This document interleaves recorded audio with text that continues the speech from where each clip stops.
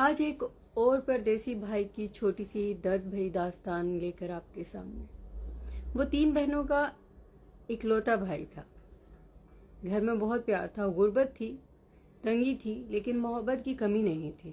سب ایک ساتھ رہتے تھے۔ باپ نے کہیں سے سنا کہ اس کے دوست کے گھر کے حالات ٹھیک ہوئے ہیں تب سے جب سے اس نے اپنے بیٹے کو باہر بھیجا ہے، لہٰذا اس نے بھی قرض اٹھا کر کچھ تگ و دو کر کے اپنے بیٹے کو باہر بھیج دیا کہ گھر کے حالات بہتر ہو سکیں۔ وہ بیٹا جس نے اپنے گھر میں صرف مزدوری ہی سیکھی تھی، اپنے دیس میں صرف مزدوری ہی کرنا جانتا تھا، وہ جانتا تھا کہ پردیس سخت ہوتا ہے، لیکن اتنا سخت ہوگا یہ وہ نہیں جانتا تھا۔ بڑی سختیاں سہی، ناکامیاں دیکھی، کچھ نہ بن سکا تو کسی دوست نے مشورہ دیا کہ یہاں کی کسی نیشنل سے شادی کر لو۔ اس نے ایسا ہی کیا، وہاں کی نیشنل سے شادی کر لی۔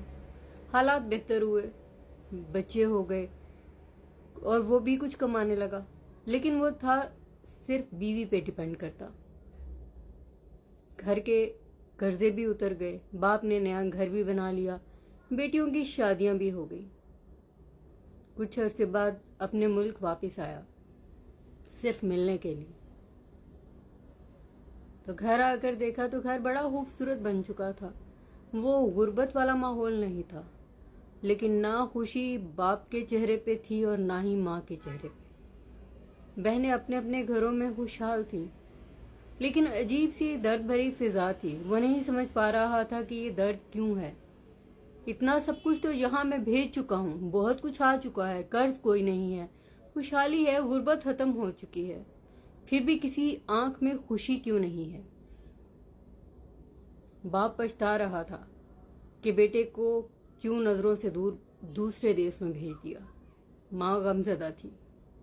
بہنوں کا کیا تھا، اپنے اپنے گھروں میں جا چکی تھی، زندگی سیٹل ہو چکی تھی، اس لیے انہیں اس بات سے فرق نہیں پڑتا تھا۔ لیکن ماں باپ کا وہ اکلوتا بیٹا، اس نے تکلیف کاٹی اور وہاں پر جا کر تکلیف نہ کاٹ سکا، محنت نہ کر سکا، شارٹ کٹ اختیار کر لیا۔ باپ نے لوگوں سے سن سنا کر بیٹے کو باہر بھیج دیا۔ وہ رک نہیں سکتا تھا، کئی بار آیا، کئی بار اپنے ماں باپ سے ملا، لیکن جس روز اسے جانا ہوتا تھا باپ اپنے آپ کو کمرے میں بند کر لیتا تھا اور ماں مسلسل روتی تھی۔ وہ نہیں رک سکتا تھا کیونکہ اس کے اوپر ایک ذمہ داری تھی۔ اس شارٹ کٹ نے اسے باندھ لیا تھا۔